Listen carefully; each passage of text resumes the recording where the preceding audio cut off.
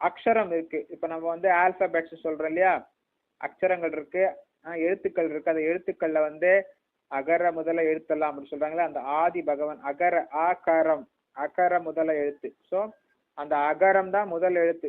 ஆ ஆ அப்படின்னா அம்மா அப்படின்றாங்க, அப்பான்றாங்க. ஸோ அந்த மாதிரி ஆ அப்படின்றது வந்து முதல்ல வருதுனால இது வந்து முதன்மையானது. இது வந்து நல்ல மரியாதை செலுத்துவதற்கு தகுதி பெற்றது. ஆ அப்படி என்பது இந்த ஆகாரமும் பகவான் கிருஷ்ணரை குறிப்பிடுகிறது. எழுத்துக்களில் நான் முதல் எழுத்தாகிய ஆ, அந்த ஆ என்ற எழுத்து பகவான் கிருஷ்ணரை குறிப்பிடுகிறது. அதே மாதிரி கூட்டு சொற்கள், பல்வேறு விதமான கூட்டு சொற்கள் இருக்குது. அதுல பாத்தீங்கன்னா துவந்துவா இருக்குது.